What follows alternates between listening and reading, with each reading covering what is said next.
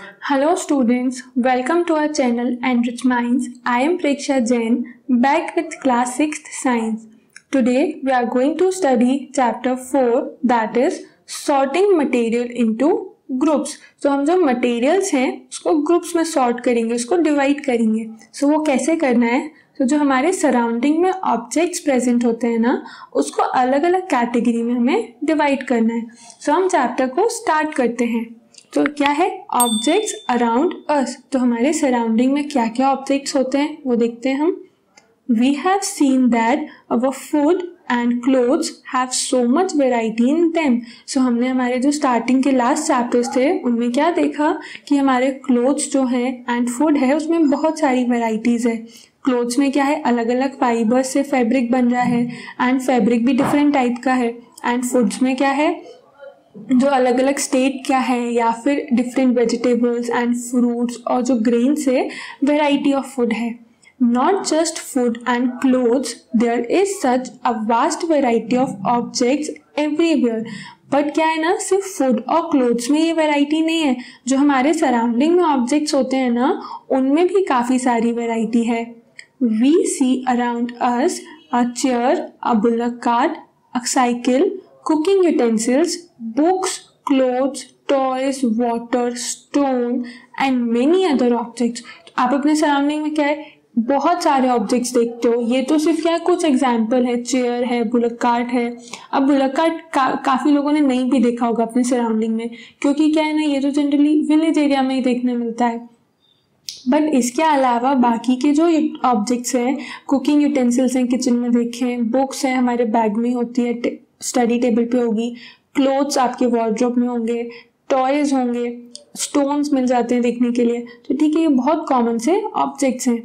All these objects have different shapes, colours and uses. So obviously ये जो objects हैं ना, इनका शेप, कलर अलग है एंड इसीलिए इनके नेम अलग अलग है ना. अगर सेम दिख रहे होते तो क्यों अलग अलग नेम रखते. एंड यूजेस भी डिफरेंट है. दैट इज वाई आइडेंटिफाई करने के लिए क्या है, डिफरेंट ऑब्जेक्ट्स हैं. Look around and identify objects that are round in shape. So अपने सराउंडिंग में देखो और आपके रूम में जहाँ बैठ के भी आप ये देख रहे हो ना, so take a moment and look around कि क्या क्या जो ऑब्जेक्ट्स रखे हुए हैं वो राउंड शेप के हैं. Our list may include a rubber ball, a football and a glass marble. So आपको इसके अलावा भी कोई चीज़ दिख सकती है, बट हम यहाँ पर क्या एग्जाम्पल ले रहे हैं राउंड शेप के लिए कि रबर बॉल है जिससे आप खेलते हो, घर पे क्रिकेट खेलते होगे. फुटबॉल है, राउंड शेप की होती है. अब बास्केटबॉल, टेनिस बॉल सभी राउंड शेप की है. ठीक है, उसके अलावा क्या है, ग्लास के जो मार्बल्स होते हैं वो भी राउंड शेप के हैं. If we include objects and are nearly round, our list could also include objects like apple, oranges and an earthen pitcher या फिर घड़ा.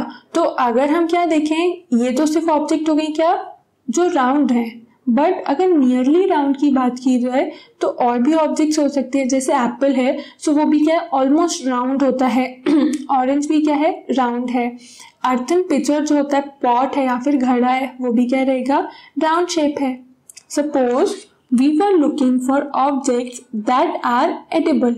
सो अगर हम सिर्फ क्या है, एडिबल चीज़ों के बारे में बात करेंगे ना, तो हम क्या कर सकते हैं, एप्पल, ऑरेंज को उस लिस्ट में पुट कर सकते हैं. We might include all the items that we have listed in table 1.1, 1.2 and 1.3 in chapter 1. So हमने जो chapter 1 के tables में food items list किए थे ना, उसमें से हम देख सकते हैं edible items में कौन सा food item है, round shape का है. We might also find that some of those round shaped objects we just listed out are also in this group.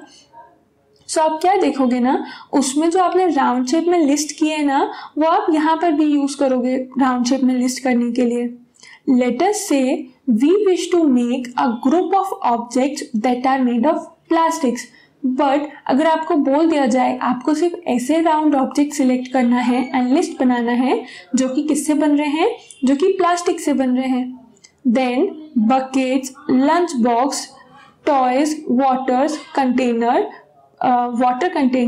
pipes and many such objects may find a place in this group. तो क्या करना है आपको, सिर्फ एक ऐसी list बनाना है, किसी भी शेप का ऑब्जेक्ट हो सकता है बट वो किससे बना होगा, प्लास्टिक से बना होगा।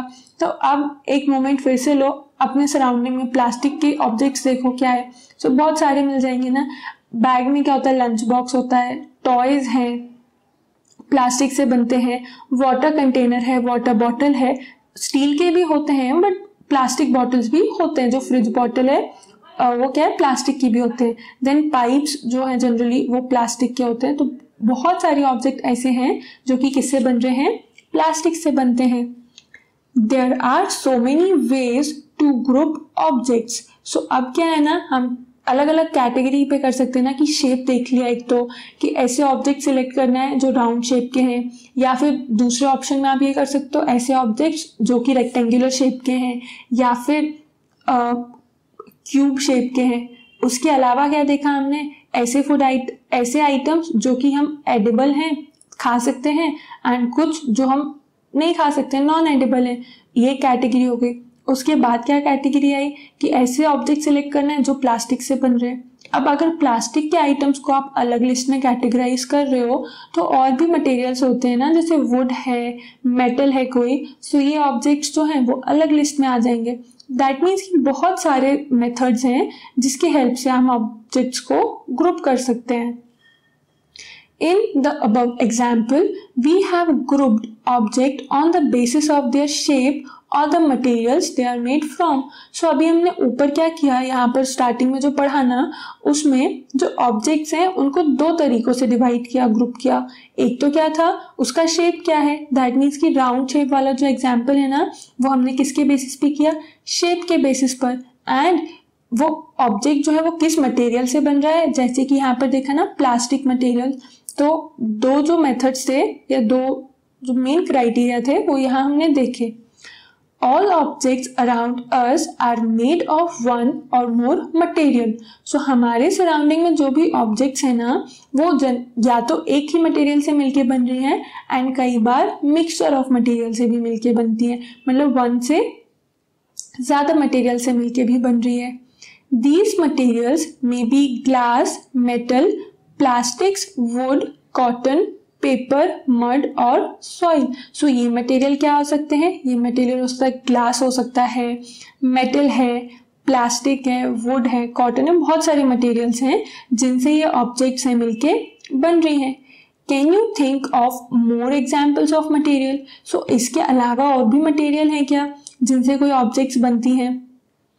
सो ये सोचो अपने सराउंडिंग में, अपने बैग में देखो, कोई डिफरेंट मटेरियल आपको मिल जाए या कोई ऐसी ऑब्जेक्ट मिल जाए जिसका मटेरियल यहाँ पर प्लेस नहीं है, एंड उसका आंसर बताना है फिर आपको कमेंट सेक्शन में। देन उसके बाद है क्या, activity 1, let us collect as many objects as possible from around us. So अब इस एक्टिविटी में क्या करना है, अपने सराउंडिंग में जितनी पॉसिबल चीज़ें कलेक्ट कर सकते हो ना, कलेक्ट करना है। Each of us could get some everyday object from home, and we could also collect some objects from the classroom or from outside the school. So इसके लिए हम क्या कर सकते हैं ना, कि जो हमारे घर पे अवेलेबल चीज़ें हैं या फिर क्लासरूम में या फिर स्कूल के आसपास कहीं काफ़ी सारे ऑब्जेक्ट्स हमें मिल जाएंगे। What will we have in our collection? तो हमारे कलेक्शन में क्या क्या हो सकता है, अगर आप स्कूल से देखो तो क्लासरूम में pencil, chalk, notebook, rubber, duster, ये सब मिल जाएगा। घर पे आपको हैमर, नेल्स कट, हैमर के आयरन के जो नेल्स होते हैं वो मिल जाएंगे। सोप मिल सकता है, स्पोक ऑफ अ व्हील, तो व्हील का जो स्पोक्स होते हैं ना, जो जनरली वुडन व्हील्स होते हैं उसके स्पोक्स हैं। Bat, cricket bat, match box, salt, potato, kitchen से अलग अलग वैरायटी के जो ऑब्जेक्ट्स हैं वो आपको मिल सकते हैं। We can also list objects that we can think of but can not bring to the classroom. For example walls, trees, doors, tractor, road. यहाँ पर कुछ ऑब्जेक्ट्स आप ऐसे भी सिलेक्ट कर सकते हो जिसे आप मूव तो नहीं कर सकते बट वो वहाँ पर प्रेजेंट होते हैं जनरली। जैसे अगर आप किसी रूम में बैठे हो तो वहाँ पर वॉल्स एंड डोर्स तो होंगे ही, पार्क में आप देखोगे ट्रीज होते हैं, ट्रैक्टर रोड पे मिल ही जाएगा। तो ये अलग अलग ऑब्जेक्ट्स ऐसे भी आप काउंट कर सकते हो। Separate all objects from this collection that are made from paper or wood. उसके बाद आप ये जो ऑब्जेक्ट्स को कलेक्ट कर लिया, देन इनको ग्रुप में डिवाइड करेंगे। ग्रुप में डिवाइड कैसे? फर्स्ट ग्रुप कौन सा ले लिया हमने, उसमें ऐसे ऑब्जेक्ट्स प्लेस करना है जो कि पेपर या फिर वुड से बन रहे हैं। This way we have divided all objects into 2 group. तो इस तरीके से हम 2 ग्रुप्स में डिवाइड करते हैं ऑब्जेक्ट्स को। One group has the object that are made from paper or wood, while the other group has the object that are not made of these materials। तो एक ग्रुप में तो हमने क्या कर लिया, जो कि वुड और पेपर से बन रहे हैं, एंड दूसरे ग्रुप में जो कि वुड और पेपर से नहीं बन रहे। बहुत सिंपल से 2 ग्रुप डिवाइड होंगे। Similarly, we could separate the things that are used for preparing food। इस तरीके से हमने जो कंपोनेंट्स या ऑब्जेक्ट्स लिए हैं उसमें से ऐसी चीज़ों को भी सेपरेट कर सकते हैं जो कि फूड बनाने के लिए यूज़ किए जा सकते हैं। Let us be a little more systematic, list all objects collected in table 4.1। अब क्या करना है, थोड़ा सिस्टमैटिकली करना है। अभी तो क्या किया, एक ग्रुप में वुड और पेपर से बने ऑब्जेक्ट्स ले लिए एंड दूसरे में बाकी बचे हुए सबको डाल दिया। तो ये सिस्टमैटिक तो नहीं होगा ना। दूसरा वाला ग्रुप तो उसमें तो फिर से बहुत सारी वैरायटी है। तो इसके लिए क्या करेंगे, सिस्टमैटिक वे जैसा कि टेबल 4.1 में गिवन है। Try to identify the materials that each one is made of. So यहाँ पर अगर आपको सिस्टमैटिक वे में मटेरियल्स को पुट करना है तो इसके लिए थोड़ी सी मेहनत भी लगेगी। उसमें क्या करना है, हर एक मटेरियल को आइडेंटिफाई करना है, हर एक ऑब्जेक्ट को आइडेंटिफाई करना है एंड किस मटेरियल से वो बना है वो फाइंड आउट करना है। It would be fun to make this a large table. So इसलिए क्या करो, यहाँ बुक में तो इतना छोटा टेबल दिया है बट आप एक इसका लार्ज टेबल बना लेना। Collecting information about as many object as possible, and उसके बाद जितने ऑब्जेक्ट्स पॉसिबल हो ना उनको यहाँ पर प्लेस कर दो।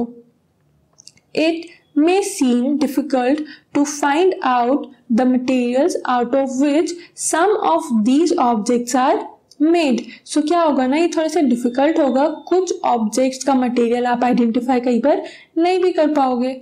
इन such case discuss with your friends, teacher and parents to identify the material. So अगर आप नहीं कर पा रहे हो आइडेंटिफाई तो उसके लिए ऑलवेज क्या कर सकते हैं, हम हेल्प ले सकते हैं। ठीक है, अभी टेबल 4.1 में देख लेते हैं क्या दिया हुआ है। Objects and the material they are made from.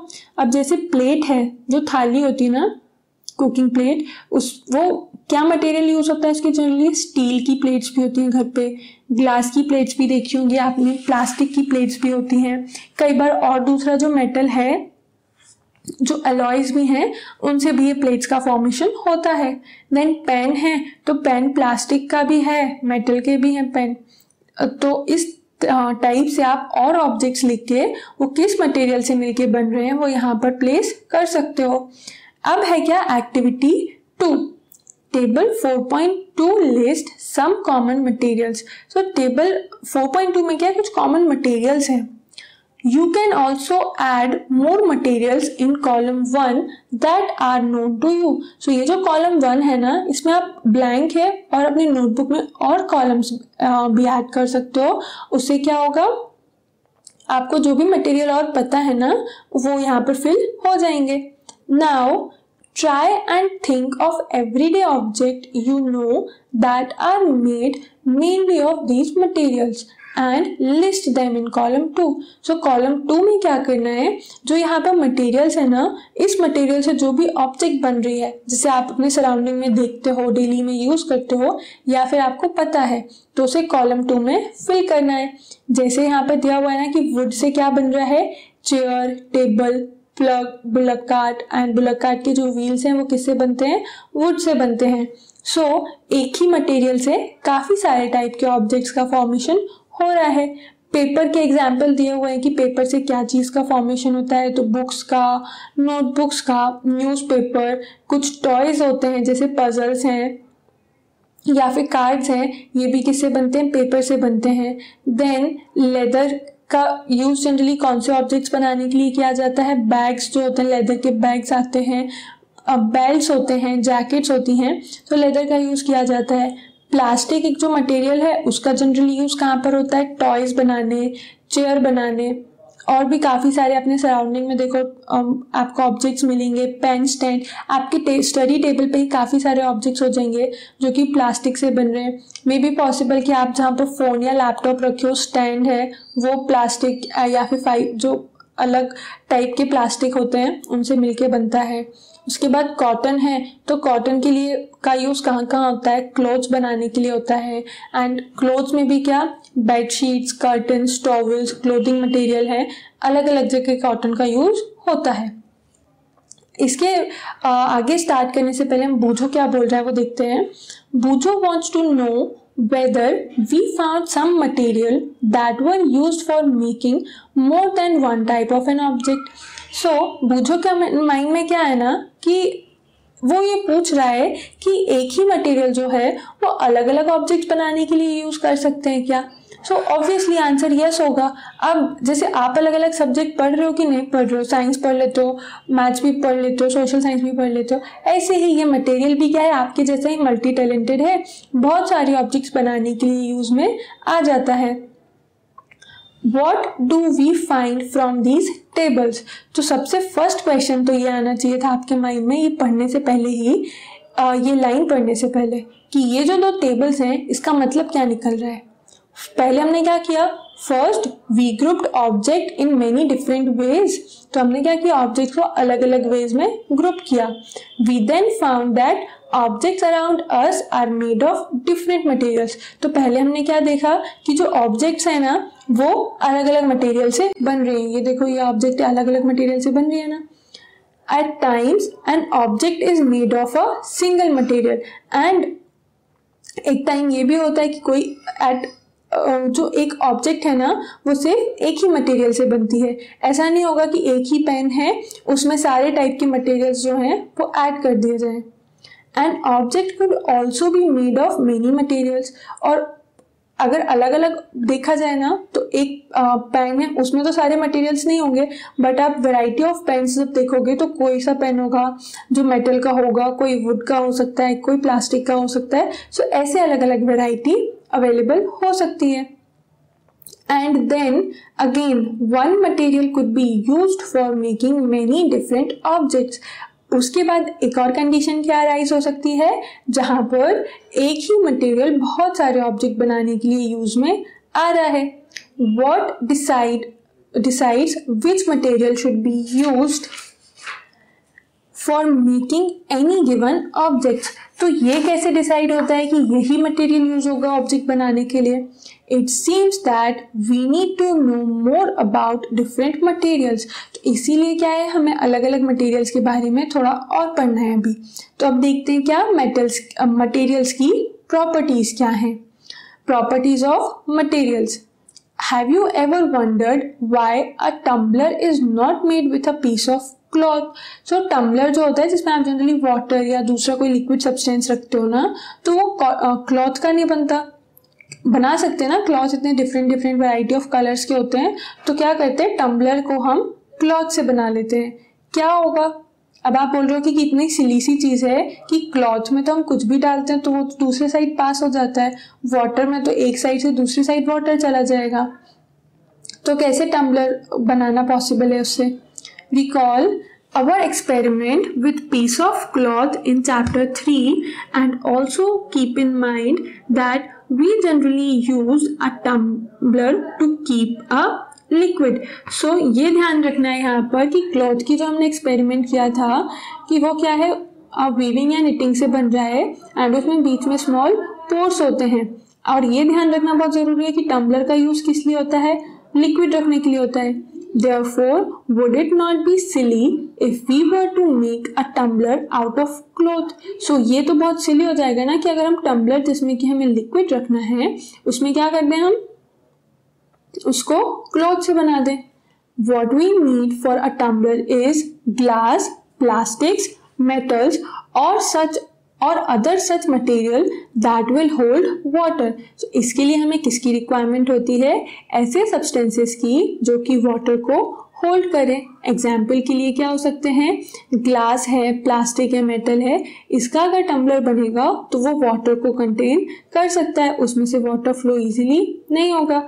And even जैसे यहाँ पर दिया हुआ है ना 4.2 फिगर में कि क्लॉथ में वाटर डाल रहे हैं तो यहाँ से तो ये स्ट्रेन होता जा रहा है। तो टम्बलर अगर ग्लास, प्लास्टिक या मेटल का बना है तो ये सिचुएशन नहीं आएगी। We see then that we choose a material to make an object depending on its property and the purpose for which the object is to be used. So इस points के through हमने क्या देख लिया कि जो कोई भी ऑब्जेक्ट है ना वो ऐसे मटेरियल से बनता है जिससे उसका यूज जो है वो इफेक्टिव हो। दैट मीन्स कि मटेरियल्स की प्रॉपर्टी पे डिपेंड करता है कि ये कोई भी ऑब्जेक्ट उस मटेरियल से बन रहा है या नहीं। जैसे प्लास्टिक, ग्लास की प्रॉपर्टीज हमें समझ आ गया कि वाटर को फ्लो नहीं होने देंगे, वाटर को उससे पास नहीं होने देंगे। दैट इज वाई लिक्विड रखने के जो भी कंटेनर है उसको हम ग्लास, प्लास्टिक या मेटल से बनाते हैं। सो what are all the properties of materials that would be important for their usage? So और कौन सी प्रॉपर्टीज होती हैं जिनके बेसिस पर हम कैटेगराइज करें? Some properties are discussed here. So कुछ प्रॉपर्टीज तो यहाँ पर गिवन है। फर्स्ट की प्रॉपर्टी क्या है उसका? appearance. So appearance देखते हैं हम। materials usually look different from each other. So जो materials हैं वो क्या है? एक दूसरे से अलग अलग दिखते हैं ना। जैसे कि would looks like very different from iron. Would और आयरन का ही डिफरेंस देख लो, दोनों अलग दिखते हैं। Iron appears different from copper और एल्यूमिनियम। अब आयरन जो है वो कॉपर और एल्यूमिनियम से भी डिफरेंट दिखता है। At the same time there may be some similarities between iron, copper and aluminium that are not there in wood. But कई बार क्या होता है ना कि जैसे आयरन, कॉपर, एल्यूमिनियम, इनका अपीयरेंस सेम नहीं है, स्टिल इनमें कुछ सिमिलैरिटीज ऐसी हैं जो कि वुड से मैच नहीं करती। अब नेक्स्ट एक्टिविटी क्या है अपीयरेंस को समझने के लिए? Collect small pieces of different materials, paper, cardboard, would, copper wire, aluminium sheet, chalk. तो ये जो ऑब्जेक्ट्स हैं ये हमें सराउंडिंग से कलेक्ट करना है। Do any of these appear shiny? So कोई सा ऐसा सब्सटेंस है जो कि देखने से ही समझ आ रहा हो कि शाइनी है। सो क्या होगा? कॉपर वायर जो है उसको देखना कभी तो वो शाइनी दिखेगा। उसके बाद एल्यूमिनियम शीट है, उसका भी अपीयरेंस कैसा होगा? शाइनी होगा। तो separate the shiny material into a group. So यहाँ पर जो भी शाइनी मटेरियल्स हैं, ऑब्जेक्ट्स हैं, उसको एक ग्रुप में डिवाइड करना है। Now observe as the teacher cuts each material into 2 piece and look at the freshly cut surface. So कैसे ऑब्जर्व कर सकते हैं और कि कोई सब्सटेंस शाइनी है या नहीं है? सो इन केस उस ऑब्जेक्ट को कट जब कर रहे हैं ना, व्हाट डू यू नोटिस? तो क्या नोटिस करोगे आप? Does the freshly cut surface of some of these material appear shiny? तो हम क्या नोटिस करेंगे? जैसे यहाँ फिगर 4.3 में दिया हुआ है कि इस पाइप को जब कट किया ना तो इसकी देखो ये एंड्स जो हैं वो स्मूथ दिख रहे हैं, शाइनी दिख रहे हैं। Include these objects also in the group of shiny material. इसीलिए इसको किस ग्रुप में डालना है? ऐसे मटेरियल्स में जो कि शाइनी है। Do you notice such a shine or luster in the other material? तो ये जो शाइन और लस्टर है ये क्या कोई और मटेरियल्स में भी है? Cut them any way as you can. तो उसके लिए क्या करना है? उसको किसी भी एक पोजीशन में कट करना है। Repeat this in the class with as many materials as possible and make a list of those with and without lustre. तो इसको क्या करना है? घर पे या फिर स्कूल क्लासरूम में जो भी और ऑब्जेक्ट्स हैं ना उनमें फाइंड आउट करना है कि कौन से ऑब्जेक्ट में लस्टर है एंड किस में लस्टर नहीं है। अब ये जो लस्टर वर्ड ऐड हुआ है यहाँ पर ये क्या है? सिंपली शाइनिंग जो होती है ना, अगर शाइनिंग प्रेजेंट है तो वो क्या हो गया? लस्टर, एंड शाइनिंग नहीं है तो वो क्या? Not lustre. Instead of cutting, you can rub the surface of metal with sandpaper to see if it has luster. तो in case अगर आपके पास क्या है सैंड पेपर है ना, तो ये जो मटेरियल्स हैं तो उसको कट करने की बजाय आप सैंड पेपर से रब करोगे ना, तो उससे भी पता लग जाएगा, आइडिया लग जाएगा कि कोई भी सब्सटेंस में लस्टर है या नहीं है. Materials that have such luster are usually metals. तो जिन भी मटेरियल्स में ये शाइनिंग होती है, लस्टर होती है, वो क्या होते हैं? मेटल्स होते हैं. Iron, copper, aluminium and gold are examples of metal. So metals के एग्जाम्पल क्या है? आयरन है, कॉपर है, एल्यूमिनियम, गोल्ड. इन सब में क्या है? शाइनी अपीयरेंस है. सम metals often lose their shine and appear dull because of the action of air and moisture on them. So क्या है ना, कुछ मेटल्स जो है वो थोड़े टाइम बाद जब ऑक्सीजन और एयर के कांटेक्ट में आते हैं तो डल हो जाते हैं. We therefore notice the luster only on their freshly cut surface. इसलिए हमें क्या होता है, जो शाइनिंग है वो सिर्फ फ्रेशली कट सरफेस पे देखने को मिलती है. When you visit an ironsmith or a workshop, look out for freshly cut surface of metal rods to see if they have luster. तो क्या है, अगर किसी आयरन स्मिथ या फिर जो आयरन की वर्कशॉप्स होती हैं वहाँ पर आपका जाना होता है या जाओ, तो क्या करना है, वहाँ पर जो मेटल के फ्रेशली कट पीसेस है ना, सो उन पीसेस के टिप्स पर देखो कि मेटल में कुछ शाइनिंग है या नहीं है. सो इससे हमें क्या आइडिया लग गया कि जो भी ऑब्जेक्ट्स या जो भी मटेरियल में शाइनिंग है, लस्ट्रस हैं, वो क्या है, मेटल्स हैं. एंड जिन भी मटेरियल में शाइनिंग नहीं है, उनमें लस्टर नहीं है, तो वो क्या होते हैं, non metal.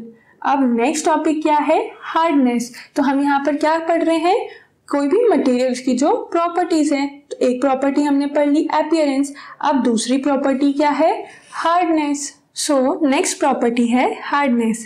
When you press different materials with your hands, some of them may be hard to compress while others can be easily compressed. So कोई भी ऑब्जेक्ट को जब आप टच करोगे या प्रेस करोगे ना, तो कुछ ऑब्जेक्ट जो सॉफ्ट हैं तो वो प्रेस करने पे इजीली कंप्रेस हो जाएंगी.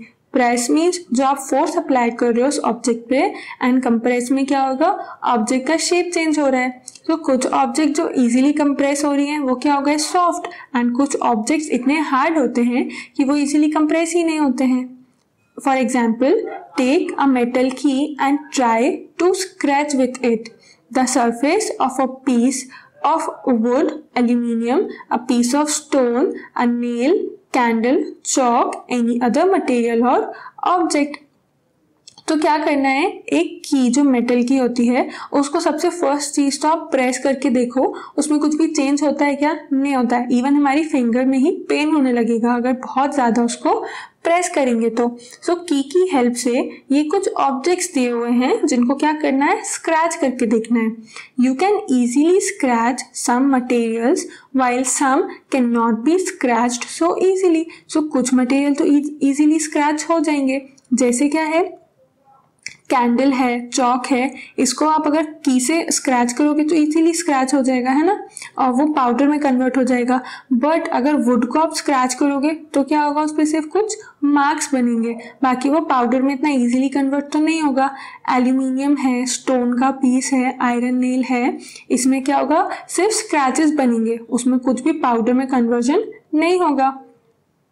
So materials which can be compressed or scratched easily are called soft, while some other materials which are difficult to compress are called hard. So ऐसे materials जो easily compress हो जाते हैं जैसे कि chalk और candle, so वो कौन से material हैं, soft material. On the other hand जो ऐसे material हैं जो scratch नहीं हो रहे हैं, compress नहीं हो रहे, so वो क्या हो जाते हैं, hard materials. For example, cotton और sponge is soft while iron is hard. तो कॉटन फाइबर जो थर्ड चैप्टर में आपने पढ़ा ना, उसके बॉल्स क्या होते हैं, पिलोज एंड मैट्रेसेस बनता है ना कॉटन से. सो कॉटन क्या है, कंप्रेस इजीली हो जाता है. स्पॉन्ज है, जो स्पॉन्ज भी मैट्रेसेस बनाने यूज होता है, या फिर और भी कुछ टॉयज होते हैं जो सॉफ्ट टॉयज होते हैं वो स्पॉन्ज से बनते हैं, तो क्या है, वो इजीली कंप्रेस हो जाता है, दैट मीन्स कि वो सॉफ्ट है। आयरन ऑब्जेक्ट है तो आयरन के गेट्स होते हैं, जो डोर्स होते हैं, उसको आप प्रेस करके कभी देखो, बहुत हार्ड होता है ना। तो यहाँ पे कैटेगराइज कर दिया सॉफ्ट एंड हार्ड को। इन appearance materials can have different properties. So appearance के बेसिस पर भी क्या है, डिफरेंट अपीयरेंस जो है मटेरियल्स का वो अलग अलग हो सकता है, जैसे लस्टर, हार्डनेस, बी रफ और स्मूथ। शाइनी हो सकता है, हार्ड हो सकता है, रफ या फिर स्मूथ हो सकता है, अलग अलग प्रॉपर्टीज है ना ये। Can you think of other properties that describe the appearance of material. So कुछ और प्रॉपर्टीज आप डिस्क्राइब कर सकते हो क्या, कि जिससे मटेरियल का अपीयरेंस दिखे। दैट मीन्स कि उस मटेरियल का कलर, नेचुरली भी काफ़ी सारे ऑब्जेक्ट के कलर होते हैं ना, तो वो उससे एक अपीयरेंस का आइडेंटिफाई कर सकते हैं हम। देन उसके अलावा जो मटेरियल का टेक्सचर है, रफनेस एंड स्मूथनेस के अलावा जो उसका टेक्सचर है, उससे फील कर सकते हैं हम अपीयरेंस को। तो कुछ और प्रॉपर्टीज भी हैं जिनसे कि हम मटेरियल के अपीयरेंस को कैटेगराइज कर सकते हैं। नेक्स्ट प्रॉपर्टी है सॉल्युबल और इनसॉल्युबल। सो कुछ ऑब्जेक्ट्स जो हैं वो सॉल्युबल होंगे एंड कुछ नहीं होंगे। अब सॉल्युबल और अनसॉल्युबल क्या होता है, जिसमें वाटर ऐड करने पर वो ऑब्जेक्ट मिक्स हो जाए, डिसअपियर हो जाए वाटर में, उस केस में वो क्या हो गई, सॉल्युबल। एंड इन केस अगर वो डिसअपियर नहीं होती है तो वो क्या है, insoluble. Collect samples of some solid substance such as sugar, salt, chalk powder, sand and sawdust. तो कुछ ऑब्जेक्ट्स लेना है, sugar, salt, chalk powder, sand तो आपको पता ही है। सॉडस्ट क्या होती है, जो वुडन कटिंग के बाद एक पाउडर टाइप का मिलता है ना, सो वो होती है सॉडस्ट।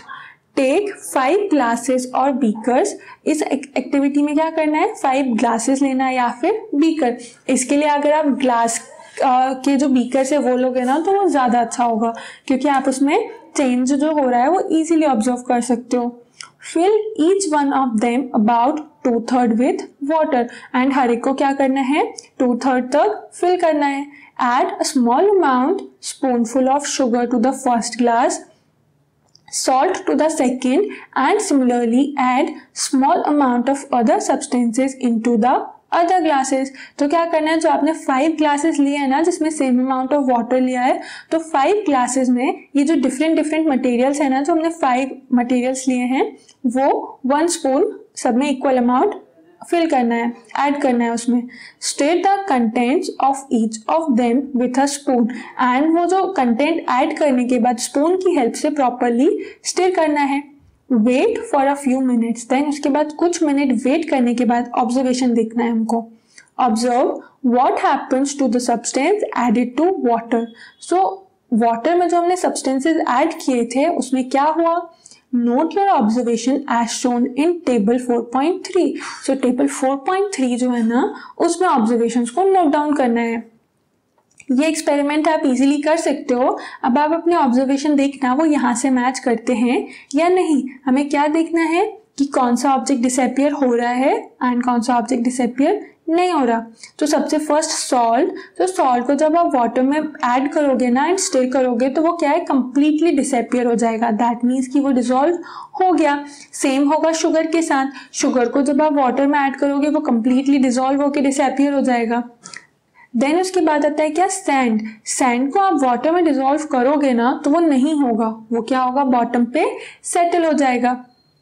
देन उसके बाद है क्या, चॉक पाउडर। सो चॉक पाउडर में भी क्या होगा, वो प्रॉपरली डिसॉल्व नहीं होगा एंड कुछ टाइम के बाद वो सेटल हो जाएगा एंड डिसअपियर भी नहीं होगा, क्योंकि वाटर का जो कलर है वो चेंज हो जाएगा उससे चॉक ऐड करने से। Then here also does not disappear.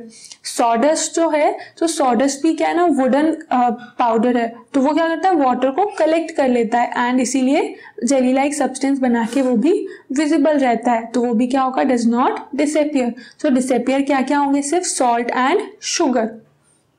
You will notice that some substances have completely disappeared or dissolved in water.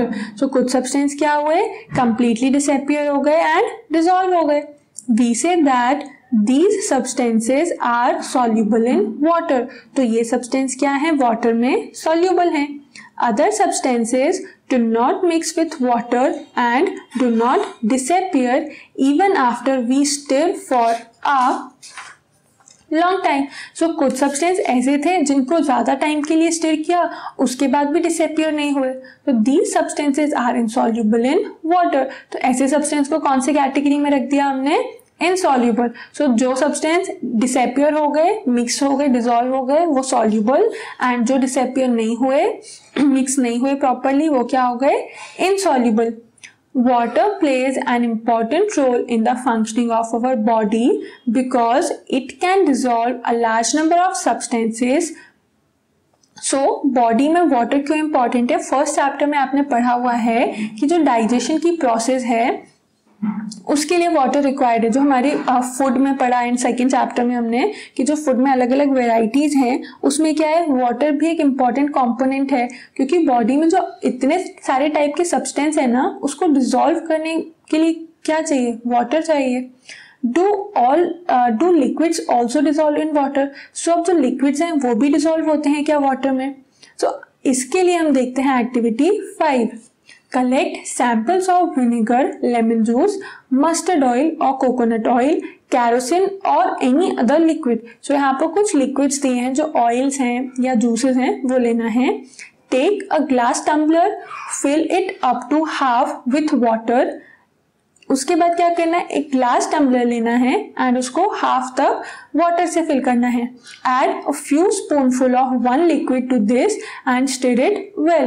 Then उसके बाद क्या करना है? ये जो अलग अलग लिक्विड्स दिए हैं ना, इनको लेना है एंड उस ग्लास में कुछ ड्रॉप्स ऐड करना है. Let it stand for 5 minutes and कुछ टाइम के लिए रख देना है. देन उसके बाद क्या देखेंगे हम? क्या ऑब्जर्वेशंस आ रहे हैं? Observe whether the liquid mixes with the water. So क्या ऑब्जर्व करना है कि वो जो लिक्विड है वो वाटर के साथ मिक्स हुआ क्या? Repeat the same with other liquids. As many different liquids as are available to you. So जितने ज़्यादा लिक्विड्स आपके पास अवेलेबल है ना, उतने लिक्विड्स के लिए आप ये एक्टिविटी रिपीट कर सकते हो. Right your observation in table 4.4. And observation क्या है हमें यहाँ टेबल 4.4 में नोट डाउन करना है. सो आप क्या ऑब्जर्व करोगे कि विनेगर एंड लेमन जूस जो है वो तो मिक्स हो जाएगा इजीली वाटर में, but mustard oil, coconut oil, kerosene जो है वो इजीली मिक्स नहीं होंगे. इवन मिक्स ही नहीं होते. ऑयल तो क्या है, फ्लोट करता रहता है. ठीक है, सो ये मिक्स नहीं होते. We notice that some liquid get completely mixed with water, some others do not mix with water and form a separate layer when kept aside for some times. तो कुछ liquid क्या है, वो तो mix हो जाते हैं, but कुछ liquids mix नहीं होते. and आप अगर स्टिर भी करोगे ना तो वो वाटर के अंदर जाएंगे उसके पार्टिकल्स, बट थोड़े टाइम बाद रखने के बाद वो फिर एक अलग लेयर का फॉर्मेशन कर लेते हैं. Then Baheli and Bujo are curious. Bujo suggests that we also check if the liquids that we use in activity 5 mix well with some liquids other than water. So Baheli भी curious हुई. Baheli is curious to know whether gases also dissolve in water. So बूझो curious था कि ये अगर हम यहाँ पर जो अलग अलग लिक्विड्स हैं उसको वाटर की प्लेस पे किसी और लिक्विड में मिक्स करने का ट्राई करें तो वो हो सकता है क्या? फॉर एग्जाम्पल अगर मस्टर्ड ऑयल और कोकोनट ऑयल दोनों लिक्विड है, दोनों को आपस में मिक्स करने का ट्राई करें. सो यहाँ पर भी वही आएगा कि कुछ लिक्विड्स ऐसे होते हैं जो डिसॉल्व होंगे बट कुछ स्टिल नहीं डिसॉल्व होंगे. फाइन. एंड पहेली के जो क्यूरियोसिटी का आंसर है वो क्या है? ऑब्वियसली यस, जो गैसेस हैं वो वाटर में डिसॉल्व होती हैं. जैसे ऑक्सीजन है वो वाटर में डिसॉल्व है, तभी तो जो एक्वाटिक एनिमल्स रेस्पायर करके ऑक्सीजन उससे ले रहे हैं. अगर वाटर में ऑक्सीजन नहीं प्रेजेंट होती तो एक्वाटिक एनिमल्स कैसे सरवाइव करते? सो गैसेस भी वाटर में डिसॉल्व हो जाते हैं. Some gases are soluble in water. तो यहाँ पर आंसर आ गया कि गैसेस जो है कुछ वो वाटर में सॉल्यूबल हैं, whereas अदर आर नॉट. सो क्या है, गैसेस सॉल्यूबल हैं बट सिर्फ कुछ ही गैसेस सॉल्यूबल हैं. water usually has small quantities of some gases dissolved in it. For example, oxygen gas dissolved in water is very important for the survival of animals and plants that live in water. So जो oxygen dissolved है ना water में, वो बहुत important है क्योंकि aquatic animals को and plants को जो ऑक्सीजन है वो किससे मिलते हैं, जो वाटर में डिसॉल्व ऑक्सीजन है उससे ही मिलती है। देन नेक्स्ट टॉपिक है ऑब्जेक्ट्स में फ्लोट और सिंक इन वाटर। सो अभी तक हमने क्या देख लिया कि अपीयरेंस क्या है, हार्डनेस या सॉफ्टनेस देखा, सॉल्युबिलिटी देखी, वाटर के साथ मिक्स हो रहा है दूसरा लिक्विड या नहीं। अब यहाँ पर है कि कोई जो ऑब्जेक्ट है वो वाटर में फ्लोट हो जाती है, मतलब ऊपर ही स्विम करती रहती है, या फिर बॉटम पे चली जाती है, सिंक हो जाती है। So while doing activity 4, you might have noticed that the insoluble solids separated out from water. So activity 4 में क्या देखा हमने कि कुछ substance तो soluble हो गए, but जो soluble नहीं हुए ना वो water से separate हो गए। You may have also noticed this with some liquids in activity 5 and same हमने activity 5 में देखा कि कैसे oil जो है वो water से separate हुआ। Some of these material that did not mix with water floated to the surface of water. So ये जो materials है ना, ये जो water के साथ mix नहीं हुए, वो क्या हुआ, water की surface पे float कर रहे थे, swim कर रहे थे। Others may have sunk to the bottom of the tumbler, right? And बाकी जो हैं वो क्या है, टम्बलर में बॉटम पे संक हो गए, बॉटम पे पहुंच गए, सिंक हो गए। We notice many example of objects that float in water or sink. So हम काफी सारे examples जो हैं वो नोटिस करेंगे इस 4.6 फिगर में, जो कि क्या है, फ्लोट कर रहे हैं या फिर सिंक हो जाते हैं, डूब जाते हैं। Dried leaves fallen on the surface of a pond, a stone that you throw into this pond, few drops of honey that you let fall into the glass of water. What happens to all these? So ये सारे जो आप substances देख रहे हो, जैसे water में आपने हनी को डालोगे तो क्या होगा, वो उसमें मिक्स हो जाता है, डिसॉल्व हो जाता है। उसके अलावा जो ड्राइड लीव्स होती हैं तो वो पॉन्ड की सरफेस पर ही रहते हैं।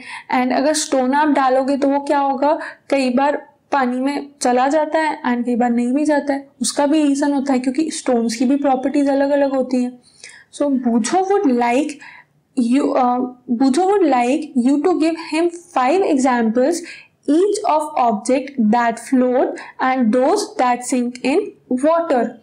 What about testing these materials to see if they float or sink in other liquids like oil? सो बूझो यहाँ पर आपको एक टास्क दे रहा है। बूझो हमेशा क्वेश्चन पूछता है, आंसर बताता है, उससे आपका नॉलेज बढ़ता है ना। अब बूझो आपको ये क्वेश्चन पूछ रहा है कि यहाँ पर आपको एग्जाम्पल देने हैं ऑब्जेक्ट्स के जो कि फ्लोट हो जाते हैं या फिर सिंक करते हैं। तो ये जो ऑब्जेक्ट के एग्जाम्पल है ना, ये आपको अपने नोटबुक में नोट डाउन करना है, क्योंकि आपने कई बार देखा होगा ना, अगर आप रिवर बैंक पे गए हो या फिर आप स्विमिंग पूल में देखा हो या किसी जगह भी गए हो वाटर बॉडी के आसपास, तो वहाँ आपने देखा होगा काफ़ी सारे ऑब्जेक्ट जो वाटर के ऊपर फ्लोट करते रहते हैं एंड कई बार कोई ऑब्जेक्ट आप डालोगे वो सिंक हो जाती है। सो जनरली क्या होता है ना कि ऐसे ऑब्जेक्ट्स या तो वो हैवी है या फिर वो वाटर को एब्जॉर्ब कर लेते हैं, उस कंडीशन में वो सिंक हो जाते हैं। एंड इन केस अगर वो वाटर एब्जॉर्ब नहीं करते हैं एंड लाइट वेटेड रहते हैं तो वो फ्लोट करते रहते हैं। बट यहाँ पर आपके माइंड में एक और चीज़ आएगा कि शिप्स तो इतनी बड़ी होती हैं, स्टिल वो वाटर पे कैसे ऊपर ही रहती हैं, वो सिंक क्यों नहीं होती है, because of the shape of the ship. तो शिप का जो शेप है ना वो ऐसा डिज़ाइन किया जाता है जिससे कि वो फ्लोट करती है, वाटर पे सिंक नहीं होती। सो यहाँ पर एग्जाम्पल्स आपको नोट डाउन करना है, बहुत ही सिंपल सा टास्क है एंड आप लोग इजीली कर सकते हो। नेक्स्ट टॉपिक है क्या, transparency. You might have played the game of hide and seek. Think of some places where you would like to hide so that you are not seen by others. So आपने hide and seek का game तो खेला ही होगा ना, उसमें क्या करते हो आप हाइड होने के लिए जनरली ऐसी जगह देखते हो ना जहाँ से आप ना दिखो। Why did you choose those places? So ऐसी places कैसे चूज करते हो कि हाँ यहाँ आप अगर छुप जाओगे तो नहीं दिखोगे किसी को। Would you have tried to hide behind a glass window? So कई बार ऐसा किया है कि हाइड एंड सीक खेलते टाइम ग्लास विंडो के पीछे जाके खड़े हो गए, वहां पर जाके छुप गए? ऑब्वियसली नॉट, नहीं किया होगा। As your friend can see through that and spot you, because वो क्या होगा ना, ग्लास विंडो से इजीली आपको देख लेगा एंड आप गेम फिर आगे क्या होगा ना, वो इजीली देख लेगा। Can you see through all the materials? तो जैसे उसने आपका फ्रेंड जो है वो ग्लास से देख लेगा, वैसे और दूसरे मटेरियल से भी देख सकता है क्या? दो substances or materials through which things can be seen are called transparent. क्या है ना कि जिन सब्सटेंसेज या जिन ऑब्जेक्ट्स के थ्रू देख सकते हैं हम, जैसे कि ग्लास, उनको क्या बोलते हैं? ट्रांसपेरेंट। सो ट्रांसपेरेंट सब्सटेंस ही ऐसे हैं जिसके थ्रू आउट हम देख सकते हैं।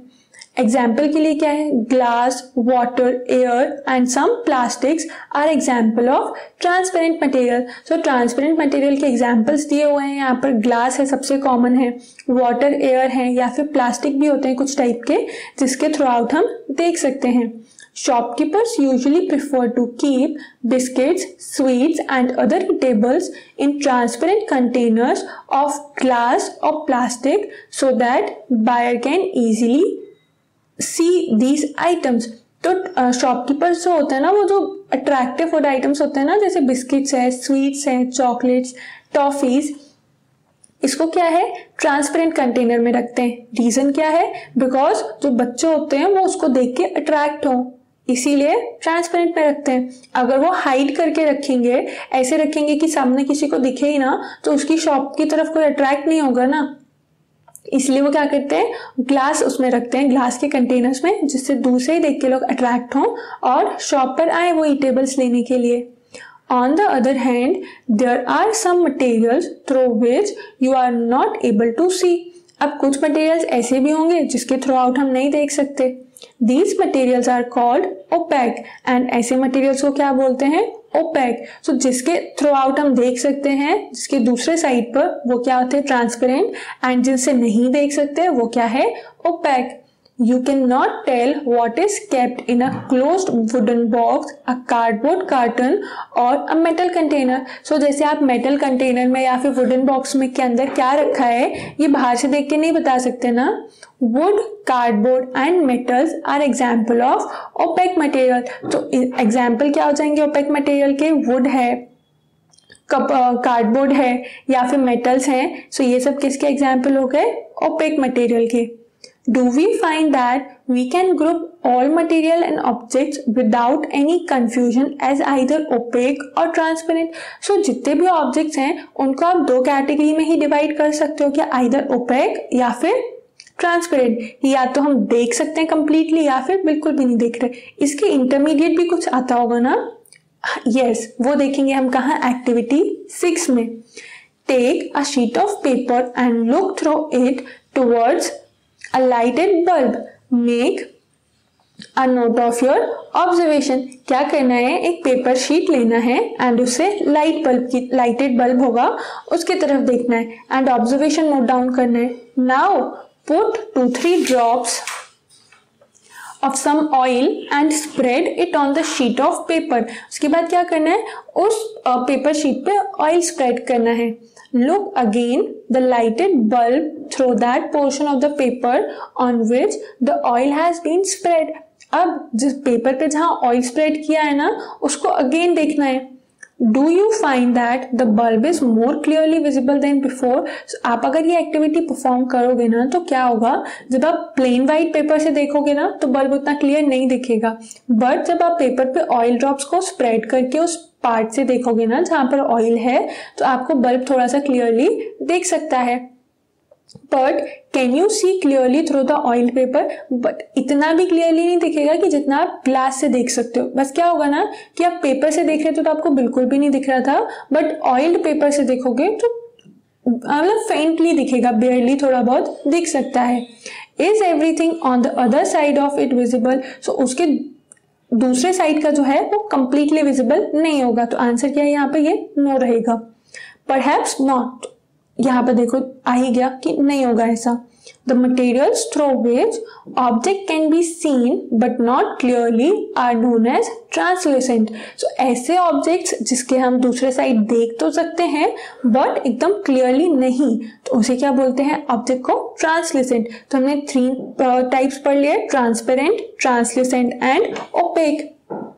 Remember the oily patch on paper when we tested food items for presence of fat. तो हमने चैप्टर 2 में फैट्स की प्रेजेंस के लिए भी किया था ना. ये ऑयली पैच अगर दिख रहा था तो ऐसे सब्सटेंस में क्या प्रेजेंट है?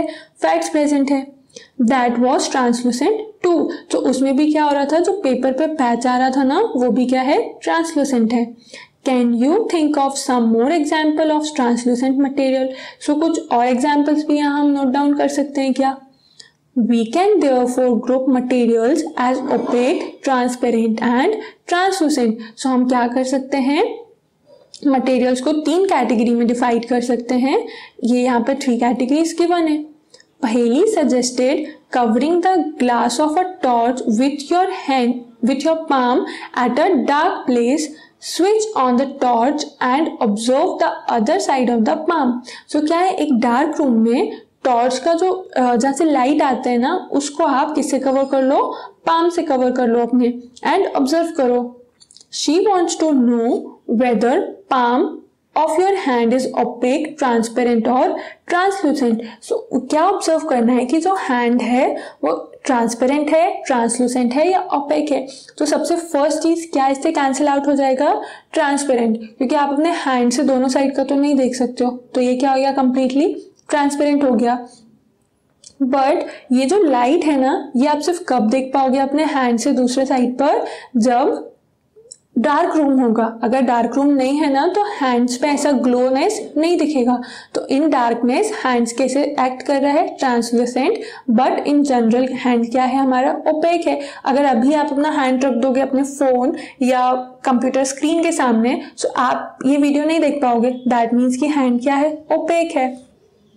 We learned that materials differ in their appearance and the way they mix in water or other liquids. तो हमने क्या देख लिया कि materials बहुत सारी varieties में appearance में या फिर hardness में या फिर वो जो liquid में mix हो रहे हैं तो differ करते हैं. They may float or sink in water or may be transparent, opaque or translucent. So वो float कर सकते हैं, sink हो सकते हैं, transparent हो सकते हैं, opaque हो सकते हैं, translucent हो सकते हैं. बहुत सारी वैरायटी है ना.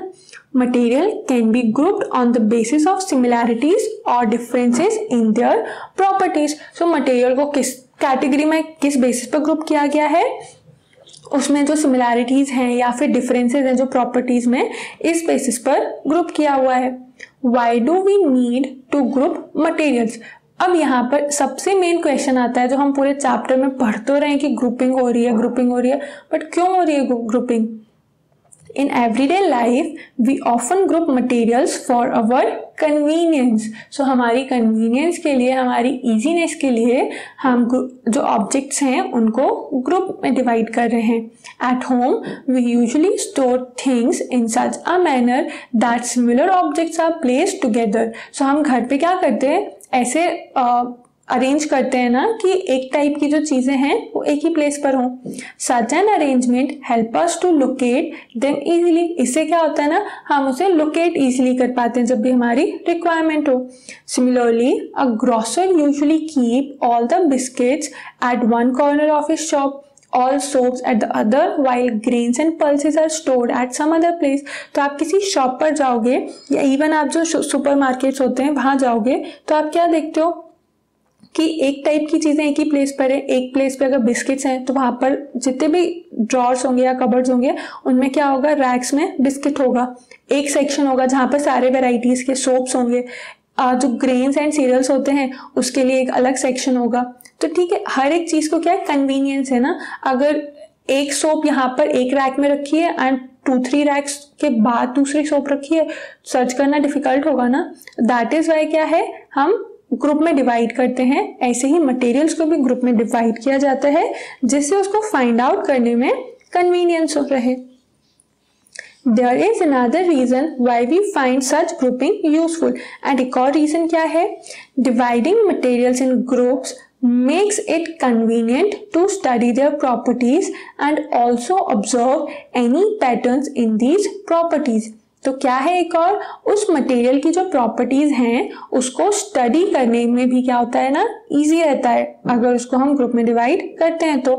We will study more about this in higher classes. तो हम बाकी का क्या है हायर क्लासेस में पढ़ेंगे कि क्यों ग्रुपिंग की जाती है और क्या इंपॉर्टेंस है ग्रुपिंग का.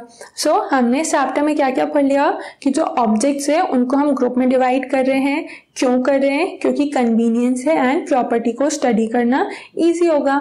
किस बेसिस पर डिवाइड किया हमने कि किसी भी ऑब्जेक्ट का अपीयरेंस कैसा है, वो किस मटेरियल से बन रहा है. एक ही ऑब्जेक्ट है वो डिफरेंट टाइप के मटेरियल से बनता है एंड एक ही मटेरियल से बहुत सारे टाइप के ऑब्जेक्ट बनते हैं. देन उसके बाद हमने शाइनिंग एंड लस्टर देखा कि जो शाइनिंग था वो मेटल है, जो शाइनिंग नहीं है वो मेटल नहीं है. उसके बाद hardness and softness, then sink हो रहा है या फ्लोट हो रहा है, वाटर में डिसॉल्व हो रहा है या नहीं हो रहा. देन उसके बाद ओपेक, ट्रांसलूसेंट एंड ट्रांसपेरेंट, बहुत सारी प्रॉपर्टी के बेसिस पर हमने मटेरियल्स को कैटेगराइज किया. अब है क्या इस चैप्टर के क्वेश्चन आंसर्स. तो फर्स्ट क्वेश्चन है name 5 object which can be made from wood. So आपको यहाँ पर क्या है ना 5 ऑब्जेक्ट्स के एग्जाम्पल देना है जो किससे बनते हैं, वुड से बनेंगे. सो बहुत कॉमन सा आंसर है. तो वुड से बनने वाले objects table, chair, door, desk, box. Gardening में अगर आप देखोगे जो चेयर्स होते हैं या फिर रूम में फर्नीचर है, बेड है, ये सब किससे बन रहा है, वुड से बनता है. तो बहुत सारे आप भी बहुत सारे ऑब्जेक्ट्स यहाँ पर ऐड कर सकते हो.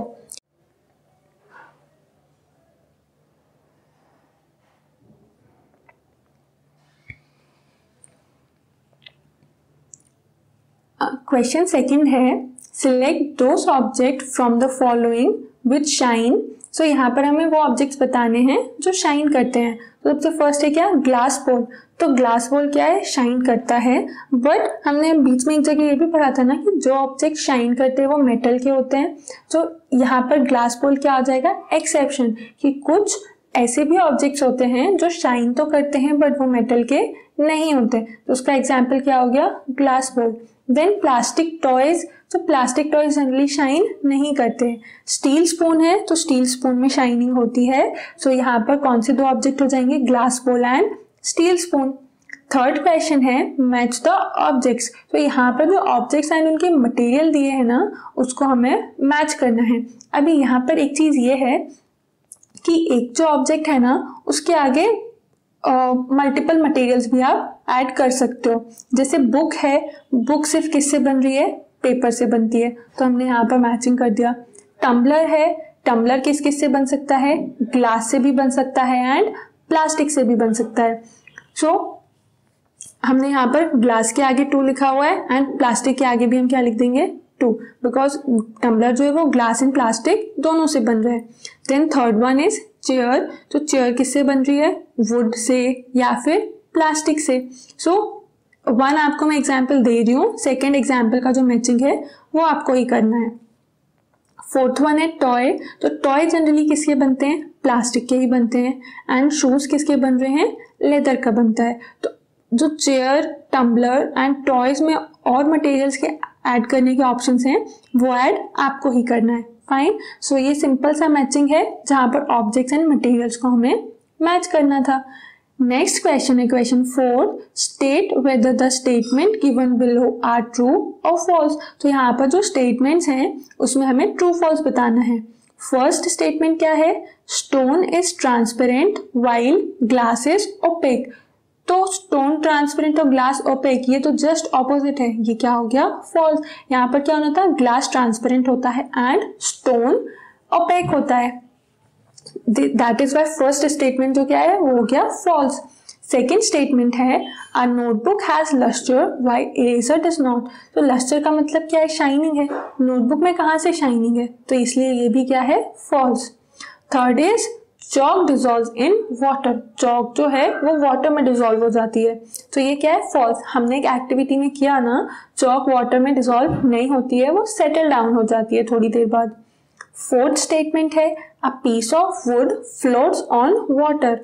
वुड का जो पीस है वो वाटर पे फ्लोट करता है, तो इसका आंसर क्या है? यस, वुड का पीस जो है वाटर में सिंक नहीं होता, वो लाइट वेटेड रहता है, दैट इज वाई वाटर पे ही फ्लोट करता है।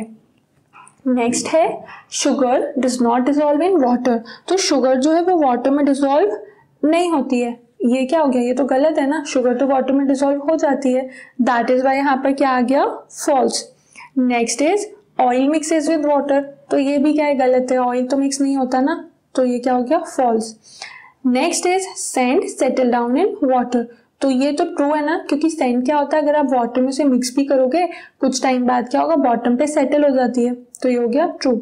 Next one is vinegar dissolve in water. तो विनेगर क्या है? वाटर में डिजोल्व हो जाता है, डिसअपियर हो जाता है। नींबू पानी बनाते हो तो उसमें आप वाटर में लेमन के जूस ऐड करते हो ना, तो वो तो मिक्स हो जाता है, या फिर विनेगर को भी ऐड करोगे तो वो भी क्या होगा? मिक्सअप हो जाएगा, तो ये हो गया ट्रू।